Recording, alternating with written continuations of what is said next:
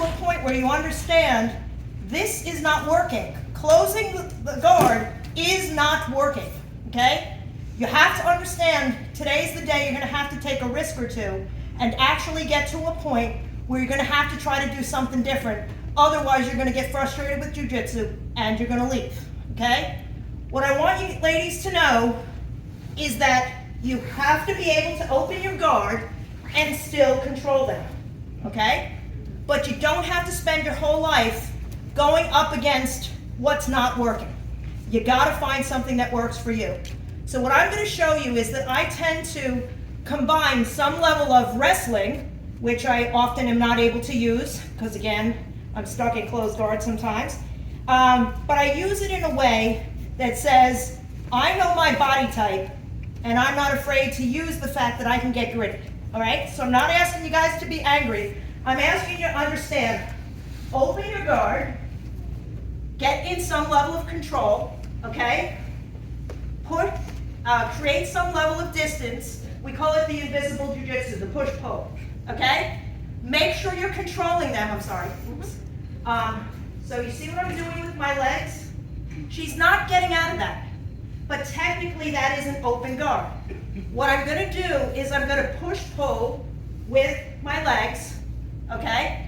To a point where, as I go to push her, I know she's gonna end up pushing back on me. It's just human nature, okay? So you're gonna push her back, and as you do, you're gonna come in, and you're gonna get to a bit of a wrestling stance.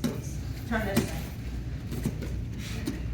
You're gonna get to a bit of a wrestling stance, okay?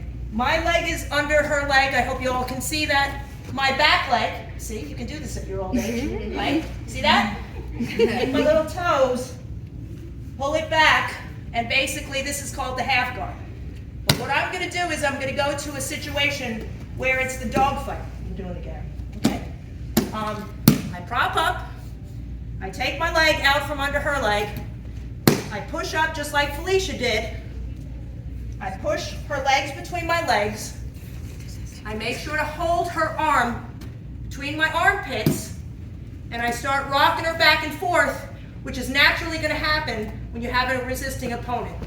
But as she goes to actually push forward, I take my hand, again we're going to make it weird, I put it behind her butt, right in her butt cheek, and I put my head between her legs. I'm sorry, there's no other way to describe that. Okay? I'm not talking jiu-jitsu, I'm telling you what you need to do. Let's try that again.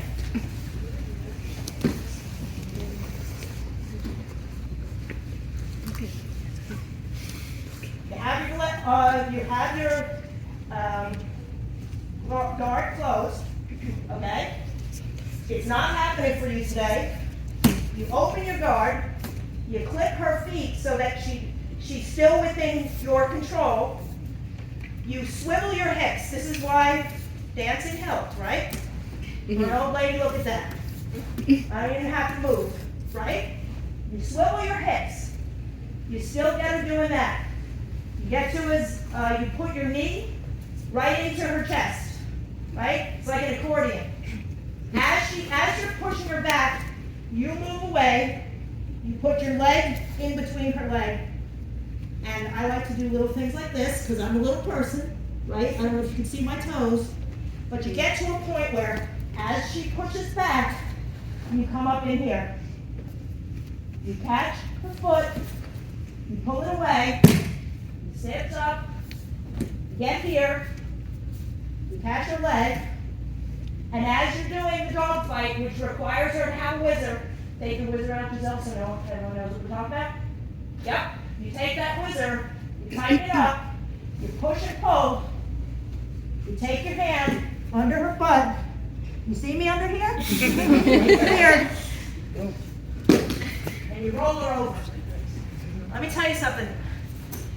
I catch big dudes like that all the time because I've accepted the fact that sometimes my guard isn't even going to close. Yeah. You ever see that? I call it a toe guard. You know what this means? Yeah. It means, listen, dude, lose some weight. But I'm going to tell you something. It works all the time. Because one thing I do know is it's all that invisible jujitsu that Gary teaches. It works, right? So don't resist it, go with it. Open, right? Get to a point where you can scissor by moving your hips, knee in the chest. Here she goes with the push-pull. She doesn't even know this is happening. I'm hooking her bottom leg with my feet. I'm pulling her forward intentionally. I'm pushing her back, and I'm coming in to inappropriate areas, right? You gotta get to a point where you're feeling comfortable in weird spots. But what I'm not doing is I'm not allowing Giselle to just brush me, okay? I'm pushing her here. I'm listening to her heartbeat. I'm switching my feet, and I'm going into the dog fight, okay? She has a whizzer, okay?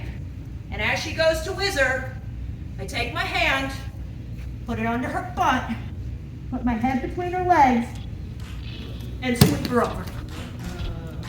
You can do this, all right?